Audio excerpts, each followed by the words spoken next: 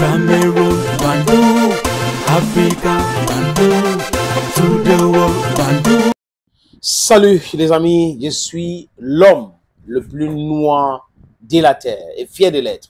Appelez-moi Sa Majesté Sénateur Cletus Lunzi. Quand tu engages la bagarre avec quelqu'un en comptant sur quelqu'un d'autre, quand tu engages la bagarre, il faut compter sur tes propres forces. Tu dois savoir tes forces et faiblesses avant d'aller t'attaquer à quelqu'un d'autre. Et c'est quand même malsain de regarder quelqu'un avec les yeux et penser qu'on est plus fort que lui. Ça peut casser votre dent, ça peut vous humilier dans le carrefour. Et il y a beaucoup de personnes qui font cette erreur-là. Les amis, il y a une erreur qu'il ne faut pas faire. Il ne faut pas sous-estimer ton adversaire. Netanyahu est en train de constater aujourd'hui que son bavardage, les bruits qu'il fait devant la presse, les menaces du carton qu'il fait devant la presse, marchent uniquement avec le Hamas et le Hezbollah. Et qu'en dehors de ces deux milices que je viens de citer, il ne peut pas faire face à un pays bien organisé. Monsieur Netanyahu a pensé que la publicité, le bavardage, d'utiliser les médias pour parler de les supposées forces devrait passer, empêcher les autres. Mais il ne s'est pas rendu compte que pendant que la Mossad était en train de faire le travail pour décapiter l'armée iranienne, qui est un travail vraiment réussi à moitié, ou peut-être à 80%, et c'est humiliant pour l'armée iranienne, mais l'armée iranienne est en train de se remettre en question, qu'ils sont restés toujours dans les théorèmes. Ils sont restés toujours dans l'ancienne façon de voir les choses. Nous sommes forts, nous avons les missiles, nous avons les avions de chasse plus performants. Notre ciel est protégé, c'est imperméable. Non, ce n'est pas imperméable, c'est perméable maintenant. C'est fragile. L'Iran traverse ça comme la blague. Première couche, deuxième couche, troisième couche, c'est absolument à rien. Avec tout ce système de protection de l'Israël, les amis, les Américains ont deux porte-avions dans les deux extrêmes qui protègent le ciel israélien.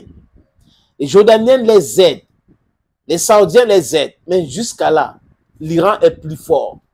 Et l'Iran a averti et l'Iran a tapé. Ils ont dit que le peuple à Haïfa, israélien, devrait quitter. Le peuple de Tel Aviv, quitter. Jérusalem, quitter. Et quand ils disent, ils frappent. Ils ont envoyé les missiles hypersoniques après avoir saturé l'espace aérien israélien. Et rendre aussi bête les systèmes de défense israéliens qui commencent à tirer les missiles seuls, ça prend feu seul, parce qu'on ne lui avait pas préparé à cette intensité. C'est contre la masse, les roquettes viennent, ils peuvent intercepter d'hommes de fer, les roquettes et tout ça là, les missiles de Hezbollah, c'est un 2 ou 3 missiles du groupe yéménite, du Houthi. Oui, c'est faisable. Mais avec un pays qui détient des stocks, des quantités industrielles de missiles, on nous parle de qualité de missiles, 3 ou 5 qualités, mais d'autres disent même que l'Iran a 15 types de missiles. Et à chaque type de missile, c'est plus de 3000 missiles. Et que même les missiles hypersoniques, ça peut être plus de 3000 que l'Iran détient.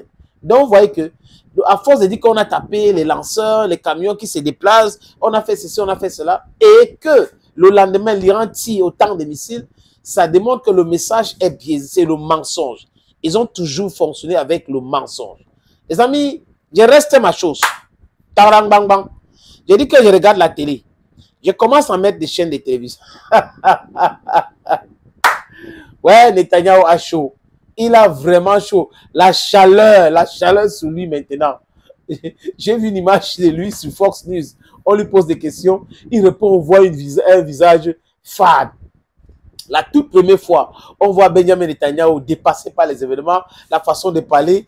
Il a dit que tacitement, il reconnaît qu'il y a un problème. Il reconnaît que vraiment l'Iran a frappé son pays. Il reconnaît que on est en train de gazaïser Tel Aviv. On est en train de gazaïser Haïfa. Voyez un peu. Et oui, on a commencé et on lui demande est-ce que vous pensez que c'était correct de le faire? Parce que les services secrets américains avaient dit que l'Iran n'est pas en train de fabriquer l'arme atomique et que l'Iran n'a même pas continué d'enrichir l'uranium.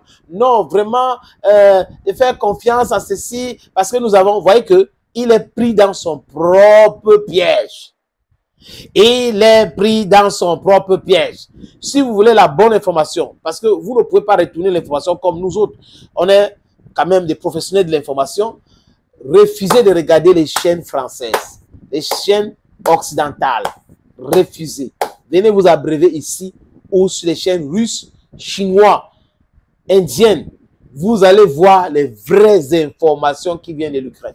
Si c'est l'Iran qui est en train de perdre, ils vont vous dire. Si c'est l'Israël qui est en train de perdre quelque chose, ils vont vous dire. Mais en Occident, ils vont mettre l'accent sur les difficultés iraniennes tout en faisant comme si l'Israël n'est pas dans ces difficultés. Mais à force de parler comme nous parlons et en montrant certaines images, ça les pousse aujourd'hui d'essayer d'équilibrer les façons de faire et de montrer certaines de ces images. Donc, je reste ma chose. Je mets la télévision. Ah bah, la télévision. Vas-y, télévision, ma télévision. Qu'est-ce qui s'est passé, les amis? Je vois l'ambassadeur d'Israël, Israeli ambassador to France, sur la chaîne de l'oligarque français TF1. Et lui, il n'a pas eu honte. Lui qui bombait le Tox hier, il appelle tonton America de les venir en aide. Si les États-Unis interviennent, ça sera vraiment très grave et ça sera la fin de ce conflit. Donc, si les Américains n'interviennent pas, c'est compliqué pour Israël de gérer cette histoire.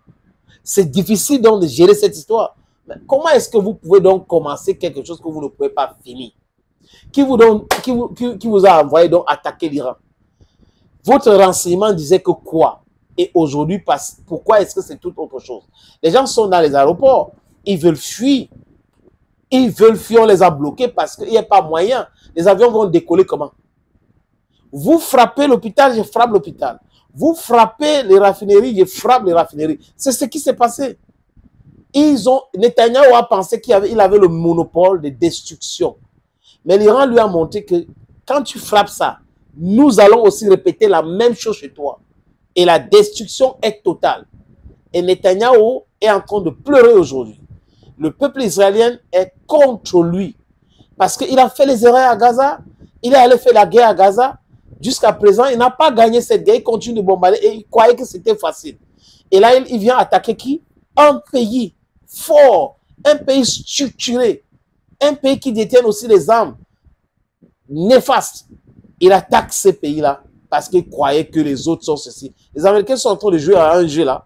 Ils veulent bomber les Tox, parce qu'ils veulent des négociations. C'est le cessez-le-feu que les gars veulent aujourd'hui.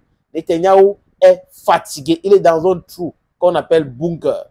Donc, vous voyez aujourd'hui que les gars ont tout fait, les amis, pour mettre les fesses d'Israël dehors. Donc, ils ont démontré aux yeux du monde que la vérité est que Israël ne peut pas faire une guerre jusqu'à gagner avec un pays sans l'aide américaine. Thank you, friends. Arongo. Cameroon, Bandung, Africa, Bandung, to the world, Bandung.